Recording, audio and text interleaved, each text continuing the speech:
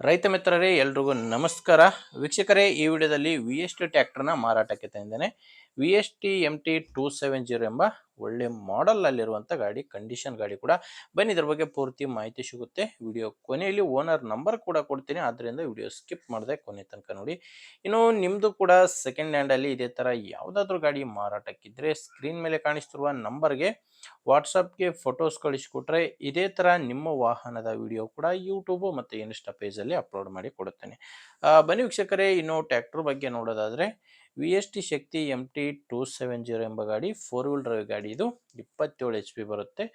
ಗಾಡಿ ಮಾಡಲು 2023 ನವಂಬರ್ ತಿಂಗಳಲ್ಲಿ ತಗೊಂಡಿರುವಂಥ ಗಾಡಿ. 2023 ನವಂಬರು ಸಿಂಗಲ್ ಓನರ್ ಗಾಡಿನೇ ಮಾರಾಟಕ್ಕಿದೆ. ಗಾಡಿ ಬಂದು ಫಸ್ಟ್ ಓನರ್ ಇರೋದು, ನೀವು ತೊಗೊಂಡ್ರೆ ಎರಡನೇ ಓನರ್ ಆಗ್ತೀರಾ.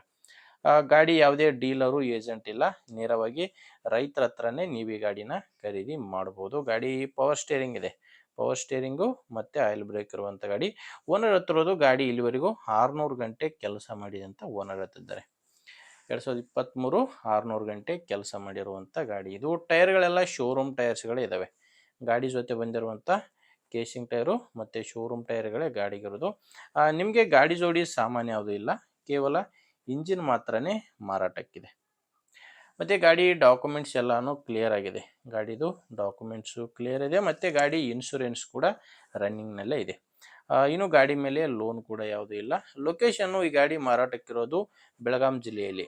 ಬೆಳಗಾಂ ಜಿಲ್ಲೆ ರಾಯಬಾಗ್ ತಾಲೂಕಿನ ಸಿದ್ದಾಪುರ ಎಂಬ ಗ್ರಾಮದಲ್ಲಿ ಟ್ರ್ಯಾಕ್ಟ್ರು ಮಾರಾಟಕ್ಕಿದೆ.